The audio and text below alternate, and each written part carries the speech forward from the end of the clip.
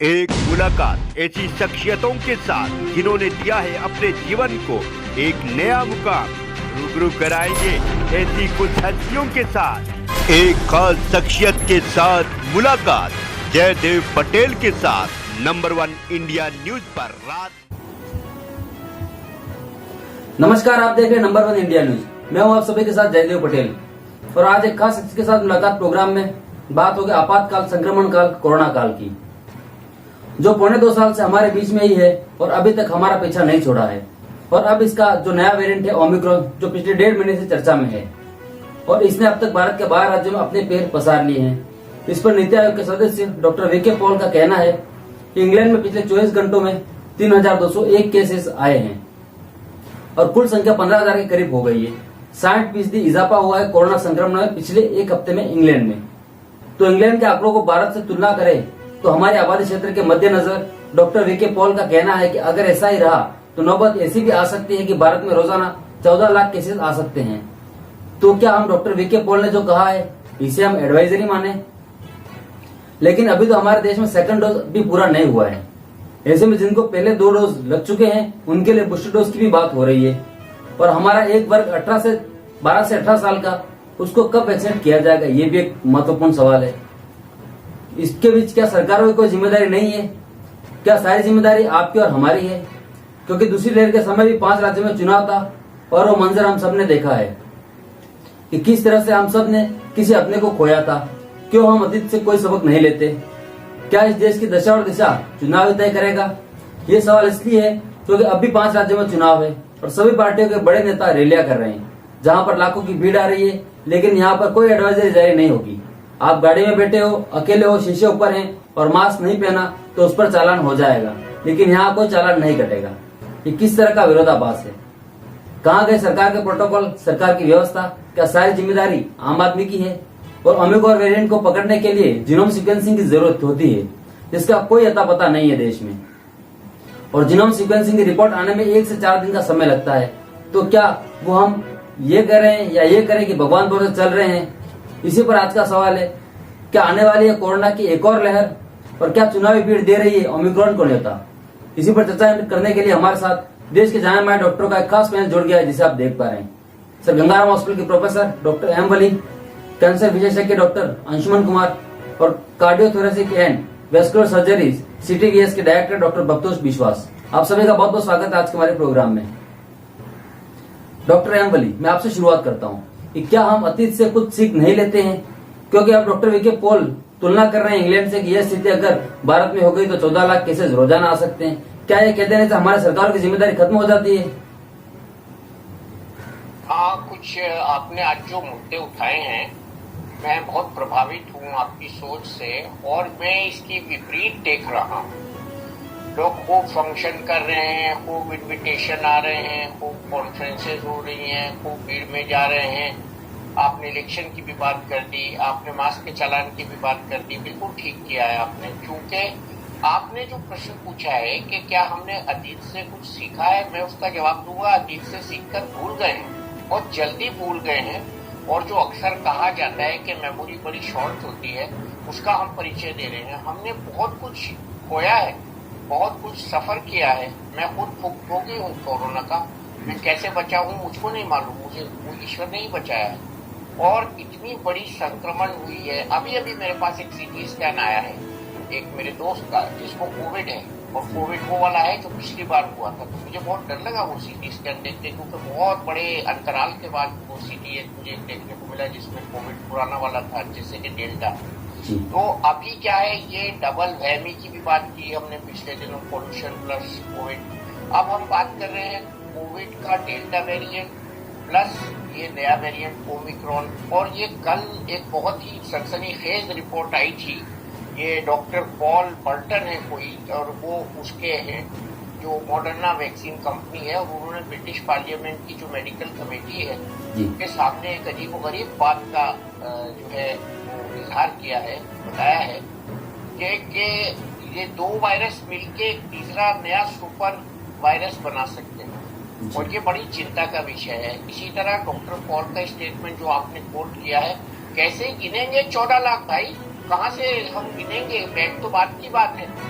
Will test, आपने ये भी बताया कि टेस्ट में समय लगता है, उसका जवाब भी 6 दिन पहले आया था कि आईसीएमआर ने एक किट डेवलप कर ली है जो 3 घंटे 4 घंटे में 6 घंटे में रिजल्ट दे देगी, वो कहाँ है? और हम वैक्सीनेशन लगवाने की किस स्पीड से जा रहे हैं, वो स्पीड भी नहीं दिखाई दे रही है। हम मास्क नहीं लगा रहे हैं, वो भी नहीं दिखाई दे रहा है। तो ये सब मिली जुली बातें मुझको बहुत चिंतित कर रही हैं। और अभी डॉक्टर अंशुमन भी मेरे साथ जुड़ गए हैं। हम 2 संतों की जोड़ी पिछले 6 महीने से यही कह रही है कि आप सावधानी बरतें। बहुत ज्यादा विकसित देशों में जहाँ सुविधाएं हैं, जहाँ हमसे ज्यादा सुविधाएं हैं और जहाँ उन्होंने खूब टीकाकरण भी किया है, और कुछ पेशेंट्स में जिनमें 3 टीके लगे उनमें भी ये ओमिक्रॉन देखने को मिला है। लेकिन तो ये मेरी समझ से पार है। लेकिन सर, क्या सरकारों की कोई जिम्मेदारी नहीं है? डॉक्टर एम्बली देखो जी, सरकारों की कोई जिम्मेदारी नहीं है क्या इसमें?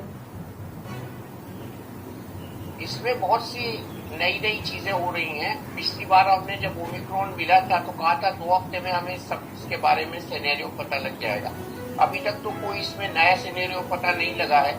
एक अच्छी बात जो हुई है वो ये हुई है कि 1-2 दवाओं का उल्लेख आया है कि ये इसमें प्रभावी हो सकती है, जो ओरल मेडिसिन हैं, फ्लेक्सोविड और मोलनुपिराविर।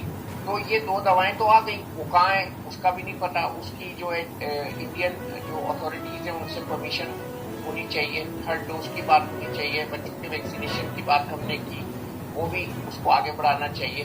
तो ये जिम्मेदारी घूम फिर कर हमारे ऊपर ही आती है कि हमको अपनी बचाव में मास्क लगाना है और कोविड एप्रोप्रिएट बिहेवियर करना है और भगवान से प्रार्थना करनी है कि जो प्रेडिक्शंस हों वो गलत साबित हों और हम इसको गलत साबित करें अपने अनुशासन से। नहीं तो ये बहुत ही चेतावनी जो है डॉक्टर पॉल की, बहुत गंभीरता से उसको लेना चाहिए। उन्होंने बहुत सोच समझ के बोला है, ये बोला है। डॉक्टर अंशुमन कुमार, जिस गंभीरता से ले रहा हूँ, वापिस आ रहा हूँ सर। डॉक्टर अंशुमन कुमार, इस समय ओमिक्रॉन के जो केसेस देश में आ रहे हैं वो ट्रेंड क्या बता रहा है, और जिस तरह के केसेस आ रहे हैं वो क्या कहानी बयां कर रहे हैं?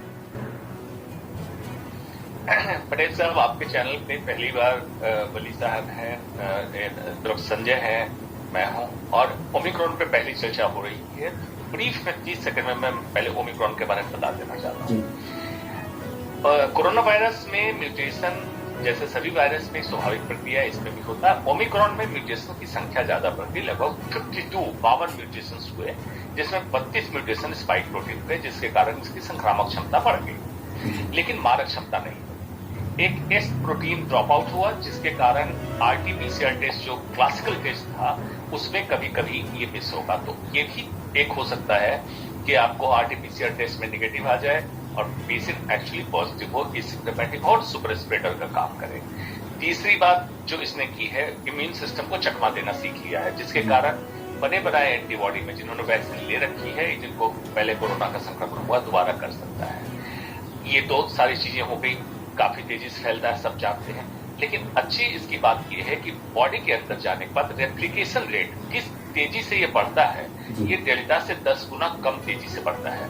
इसके कारण मारक क्षमता इसकी अभी तक कम है।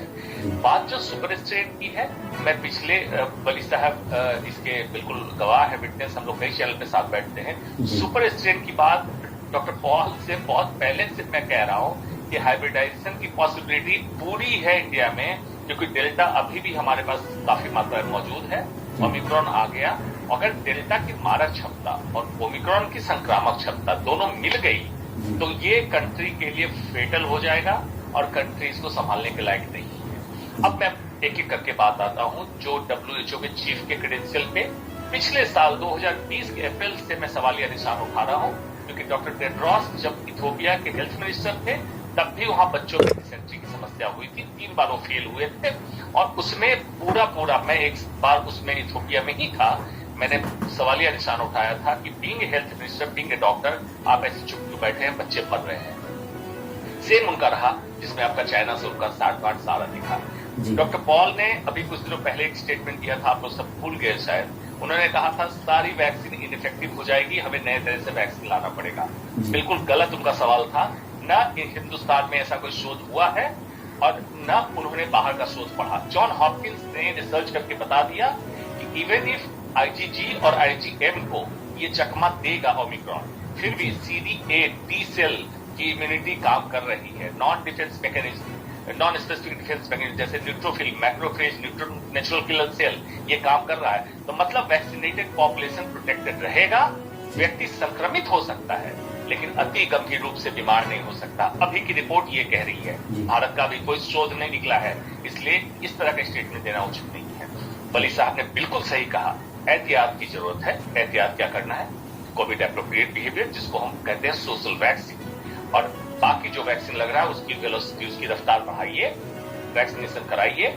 सिंगल डोज नहीं लगा, सिंगल डोज लगाइए, सेकेंड डोज नहीं है, सेकेंड डोज लगाइए। और हेल्थ केयर वर्कर जिनको 6 महीने से ऊपर हो गया उनको आप बूस्टर डोज लगाइए। इसके ट्रायल आके, रिजल्ट आके BMJ में पब्लिश हो गया, UK ने पब्लिश कर दिया।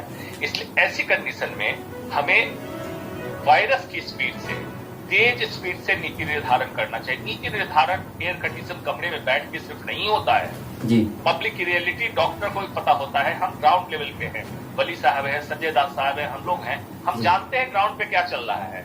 वहां से बैठ के सिर्फ स्विच दबाने से नीति निर्धारण नहीं होगा भारत का। भारत फेडिकेटेड देश है और भारत में उससे ज्यादा जो भी तकलीफ हो हेल्थ केयर की, उससे जब तक कड़ा रुख नीति निर्धारक का नहीं होगा तब तक आप उस पर अटैक नहीं कर सकते हैं। अदरवाइज झुनझुना बजाते रहिए, थाली बजाते रहिए और तमाशा चलता रहेगा, लोग बढ़ते रहेंगे, लाशें बिछते रहेंगे। डॉक्टर बब्तोष, थोड़ा कड़ा रुख करता, वापिस आ रहा हूँ। डॉक्टर बब्तौस विश्वास, isn't it time for governmental intervention, administrative intervention, कि हम लोगों को रोके, कुछ पाबंदियां लगाएं, कहीं लिमिटेड लॉकडाउन भी हो, जो सब कुछ खोल दो, उसको रिविजिट करने की जरूरत है क्या, या सब कुछ सिटीजन की, नागरिक की जिम्मेदारी है? अब आपने तो बहुत वैलिड इशू उठाया। अब तक जो आलोचना हुआ, वली साहब ने, डॉक्टर कुमार ने बहुत इम्पोर्टेंट बातें बोली जी। देखिए, हमने जो दिखाया कि way we have acted, that is fine, लेकिन गलती से जो लोग लेसन लेते हैं उसको हमें बहुत अच्छी तरह याद रखना है। ये कह दी कोविड एप्रोप्रिएट बिहेवियर, तो गवर्नमेंट तो आपको पाबंदी लगा सकती है, जबरदस्ती कर सकती है, लेकिन जब तक हम खुद को डिसिप्लिन नहीं करेंगे, जब तक हम खुद को नहीं तैयार करेंगे काम के लिए, ये तो होना मुश्किल है। गवर्नमेंट की तरफ से जैसे कोविड एप्रोप्रिएट बिहेवियर में जो सारे चीज आ जाते हैं उसका तो पालन करना है, लेकिन डॉक्टर बब्तौस विश्वास, मैं आपकी बात बीच में काट रहा हूँ। अभी जो रैलियां हो रही है जिसमें प्रधानमंत्री हो, गृह मंत्री हो या विपक्ष के तमाम बड़े नेता हो, वहां पे रैलियों में कौन सी प्रोटोकॉल की बात की जा रही है, कौन सा प्रोटोकॉल वहां पे निभाया जा रहा है, ये भी तो बड़ा सवाल है। वही तो आपने सही कहा, मैं वही बता रहा था। ये टाइम से फेस्टिव से शुरू हुआ, डिफरेंट स्टेट में इलेक्शन चल रहा है, लाखों की तादादी में लोग इकट्ठे हो रहे हैं, बहुत सारे उद्घाटन हो रहा है, उद्घाटन हो रहा है। तो पहले मेरा लार्डेट ने जो बताया, I request the same thing. तो गवर्नमेंट को तो पाबंदी बहुत कड़ी तरह से लगाना चाहिए। इसमें लॉकडाउन आंसर है कि नहीं, ये तो $1 मिलियन सवाल है। लॉकडाउन आप लगाया, लॉकडाउन आपने फाइन कर दिया, आपने पकड़ के कैद में भेज दिया, लेकिन जब तक सोशल अवेयरनेस नहीं होगा, हम लोग जब तक नहीं करेंगे, सरकार नहीं करेगी, पॉलिटिकल पीपल नहीं करेंगे, जब तक कम्युनिटी लीडर्स नहीं करेंगे, रिलीजियस लीडर्स नहीं करेंगे, तब तक ये पूरा फायदा देने वाला नहीं है। जितना चर्चा हमने सुना, तो ओमिक्रॉन के बारे में जानना तो जरूर है, लेकिन एक चीज स्प्रेड बहुत हो रहा है, मॉर्टेलिटी कम है। साइंस का डिस्कशन डॉक्टर वाली ने, डॉक्टर कुमार ने बहुत अच्छी तरह किया।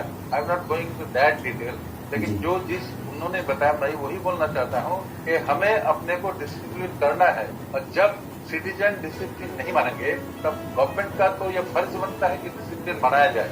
तो जो भी स्टेट में जो भी कोई करे, any responsible person, any doctor, any agency, that must be substantiated by sufficient evidence. सोच समझकर क्या इम्पैक्ट हो सकता है, सोचे करना चाहिए। मान लो अभी तो शादी का सीजन चल रहा है इंडिया के कोने कोने में, अभी लड़का हुआ नोटिस कि 50 से ज्यादा केस नहीं आएंगे। ये हो रहा है क्या?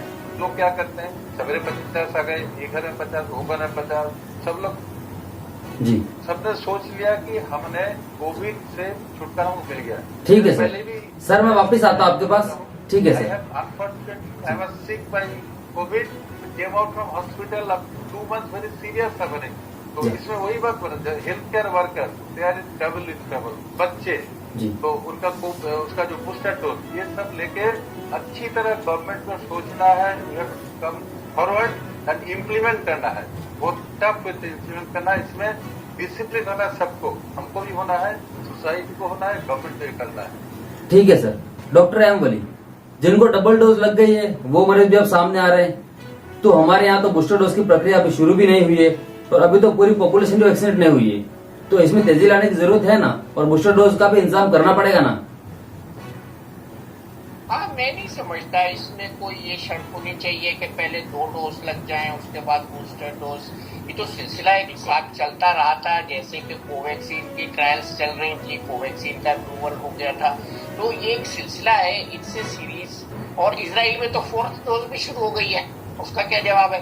तो हम ये नहीं कह रहे कि हमारे पास वैक्सीन की शॉर्टेज है, कोवैक्सीन खूब सारा है, और अनारपुरा वाले के पास तो इतना है कि उसने कह दिया मैं 50% अपना प्रोडक्शन कम कर रहा हूँ। तो जब वैक्सीन है और हम इतनी सारी कंट्रीज को 160 कंट्रीज से हमारा अनुबंध है कोवैक्सीन का, और उसका मिला के हम एक्सपोर्ट करने की स्थिति में है, और पेशेंट आके अब हमसे पूछते हैं कि साहब बूस्टर डोज लगवा लूं। एक लेडी ने लंदन से कवरेज में बताया एक चैनल के कि मैं यहाँ हूँ तो मुझे 3rd डोज लग गई है। इतनी ह्यूमिलिएशन हुई मुझे सुनकर उसकी बात को कि ये इंडिया से गई लेडी ऐसा कह रही है। तो लोगों का सेंटिमेंट भी देखना है, इसमें साइंस की रिसर्च भी देखनी है, और हम सब चाणक्य नहीं है, ये लगवाने में एहतियात है। और एक डॉक्टर ने, मेरे कुलीग ने तो एक चैनल पे यहाँ तक बोल दिया है कि 3rd dose is part of primary vaccination. अब ठीक है, हम इसको ना प्राइमरी में मिला रहे हैं ना हम सेकेंडरी कर रहे हैं। जो एलिजिबल लोग हैं उनको अगर 2 डोज लगे हुए 6 महीने से ज्यादा हो गए, ये तो एक कैटेगरी बनी। दूसरी कैटेगरी हमारी अपनी जो मेडिकल फोर फ्रंट के जो पीपल हैं जिनको साल भर हो गया लगे हुए वैक्सीनेशन, उनकी है, out of those who have not suffered. तीसरी कैटेगरी उनकी है जो डेबिलिटेटेड, इम्यूनो कॉम्प्रोमाइज, कमजोर, ऑन स्टेरॉइड या कोई और बीमारी से, कैंसर की बीमारी से, किडनी ट्रांसप्लांट से ग्रसित है, उनको तो बनता है बूस्टर डोज देना। तो मैं कोई गवर्नमेंट के खिलाफ नहीं बोलना चाहता हूँ, मैं तो it's I am very humble in this that let government decide. But मुझे ये पता है कि चर्चा चल रही है, ये अच्छी बात है, और चर्चा हुई भी है, करीब 8 दिन पहले इसमें चर्चा हुई भी है, और उसकी कुछ है रास्ते में है, उसकी मिनट्स टाइप होके आने की। तो ये सब चर्चा चली है, बच्चों के बारे में भी चर्चा चली है, बच्चों की everything is ready in the final stage. तो उसमें तो सिक्योरिटी का एस्पेक्ट आ रहा है, बच्चों की सेफ्टी का एस्पेक्ट आ रहा है, लेकिन 3rd डोज के लिए अगर पब्लिक में डिमांड है तो उसको हमें पॉजिटिवली देखना पड़ेगा, based on the literature and based on the international steps taken हमको लेना पड़ेगा। इसमें ये मेरे कहने का मतलब ये कि हम जितनी सावधानी हमको अवेलेबल है उसको अवेल कर सकें और अपने को बचा सके। आगे ये कैसे म्यूटेट करेगा, इसकी कैसे अमाइनो एसिड्स म्यूटेट करेंगे, ये वाला वायरस HIV से म्यूटेट, पेशेंट से म्यूटेट करके आया है, और जिस रफ्तार से इसके केसेस बढ़ रहे हैं। मैंने न्यूज देखनी शुरू करी 8 बजे से, और जब मैं सोया हूँ 1 बजे, तो उसी दौरान को ओमिक्रॉन के केसेस बढ़ चुके थे और नई लॉट आ गई थी, 18 से शायद आई थी। ठीक है सर, हम बढ़ा रहे हैं, केसेस बढ़ रहे हैं, और ये आइसबर्ग के टिप की तरह है। हम जितने टेस्ट कर रहे हैं वो टेस्ट से पता लग रहा है, अगर ज्यादा टेस्ट करेंगे तो शायद और ज्यादा पता लगेगा, और वो रैपिड किट भी चाहिए इसके लिए। तो ये सब मिला जुला जो एक पिक्चर है वो इस बात की तरफ इशारा है जो आपने बोल दी थी कि हमारे ऊपर भी बड़ी रिस्पॉन्सिबिलिटी कि हम बच के रहें कोविड से और ओमिक्रॉन से बच के रहें। और ये भी मेरे मन में एक सवाल है कि हम जिसका ओमिक्रॉन टेस्ट कर रहे हैं वो RT-PCR पॉजिटिव है, तो उसमें कहीं ओवरलैपिंग तो नहीं है, दोनों तो नहीं है, डेल्टा और RT-PCR।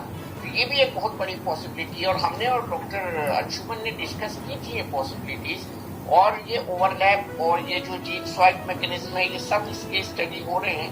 तो ये मिली ये पिक्चर जो है ये खतरनाक है। दूसरी अच्छी बात ये है कि लेट ओमिक्रॉन डिस्प्लेस डेल्टा, अगर ऐसा हो जाता है तो ये एक अच्छा एक सिनेरियो होगा। इसलिए ओमिक्रॉन के केसेस बढ़ने से हमें डरना नहीं चाहिए। डॉक्टर अंशुमन ने एक बात कही थी, हमें जो है वो रहना है सावधान, निर्भय, अभय रहना है, निर्भय नहीं रहना है। डॉक्टर जी ने कहा था। ठीक है सर, मैं दोबारा आता हूँ। डॉक्टर अंशुमन कुमार जी, आपने बोला था आप सर आपकी बात सर मैं आगे ले जाता हूँ। अभय रहना है, आपकी बात कोई सर, अभय जो हम बात कर रहे हैं इस समय सर, आप Covid protocol behaviour vaccination. Sir मैं आपकी बात को आगे लेके जा रहा हूँ। डॉक्टर अंशुमन कुमार, हमें तैयार रहना है, हारना नहीं है, उसके लिए तैयारी करनी पड़ती है ना। मार्च में भी आप तमाम लोग थे हमारे साथ नंबर 1 इंडिया न्यूज के इसी शो में, जहाँ डॉक्टर वली, डॉक्टर अफरोज विश्वास सारे लोग जुड़े हुए थे। सरकारों से, राजनीतिक दलों से चुनाव से हमने सवाल भी पूछे थे। तब भी 5 राज्यों में चुनाव थे और अब भी 5 राज्यों में चुनाव है। भीड़ की तस्वीरें आ रही हैं, तो क्या हम खुला न्योता नहीं दे रहे हैं? क्या सिर्फ ये बता देना कि 14 लाख केसेस रोजाना आ सकते हैं, क्या बात खत्म हो जाती है? जी देखिए, पहले मैं शुक्रगुजार हूँ मेरे बड़े भाई मेडिकल के जो सीनियर होते हैं उनको बड़े भाई हम बोलते हैं, वली साहब याद रखे हुए हैं। मैंने कहा था 3 स्थिति होती है इंसान की, भय, अभय और निर्भय। आमतौर पे मीडिया में न्यूज सुन के पब्लिक भय आक्रांत नहीं होना है। दूसरे कैटेगरी के लोग होते हैं दुस्साहसी हो जाते हैं, जो खास करके संजय दास साहब ने बहुत सही उठाया, कोविड एप्रोप्रिएट बिहेवियर पालन नहीं करते हैं। लेकिन उनके मनोविज्ञान को समझिए। जब लगता है कि 5 लाख लोग चुनाव में बिना मास्क के घूम रहे, उनको कोरोना नहीं हो सकता है, और कौन है उनके साथ में? पद पे बैठे, संवैधानिक पद पे बैठे बड़े बड़े नेता उनको लीड कर रहे हैं। अगर वो मास्क नहीं लगा रहे हैं, इसका मतलब मास्क का कोई रोल नहीं है, ये इन्फॉर्मेशन जाता है। बेशक मीडिया, डॉक्टर, साइंटिस्ट चिल्लाते रहे कि डबल मास्किंग आपको प्रोटेक्ट करता है, बचाता है, सोशल वैक्सीन का काम करता है, वो भूल जाते हैं। क्योंकि इंडिया एक इमोशनल कंट्री है, इंडिया एक पॉलिटिकली इन्फ्लुएंस कंट्री है। पॉलिटिशियन जो बोले सबसे अच्छा, भले वो 12वीं पास ना हो, उसको वायरस की जानकारी ना हो, लेकिन डॉक्टर जो माइक्रोबायोलॉजी, वायरोलॉजी पढ़ के आगे तक चला गया, उसको बोले उसकी कोई जानकारी नहीं। ये तो सच्चाई है। अब जब बात आती है कि दुस्साहसी न बन के आपको क्या बनना है, अब है तथ्य, विज्ञान और उसके बिल्कुल एक एक कोड को डिकोड करके आप डिसाइड कीजिए कि आपको क्या करना है। जीवन आपका है, आपके परिवार का है, आपके समाज का है। आपको जागरूक होना पड़ेगा और जागरूक होकर ठोकना पड़ेगा। ठोकना किसको है? जो गलत बोले। जिसमें मैं हर समय कहता हूं, रामायण के एक श्लोक में है, सचिव वैद्य गुरु तीन जो प्रिय बोले भयास, राज धर्म तन तीन करी होई पे गई ना। अगर सचिव, वैद्य मतलब डॉक्टर, गुरु, तीनों अगर गलत बोलता है, प्रिय बोलता है खुश करने के लिए, तो स्पाइनलेस उसको कह सकते हैं आज के मॉडर्न जमाने में। और राज, धर्म और तन मतलब इंसान का। ठीक है सर। अंशुमन जी, आपको मेरे को बीच में रोकना पड़ेगा, समय का अभाव है। नहीं देखता हूँ सर, समय का अभाव है। आप लोगों ने नंबर 1 इंडिया न्यूज के लिए समय निकाला, उसके लिए आपका बहुत बहुत धन्यवाद।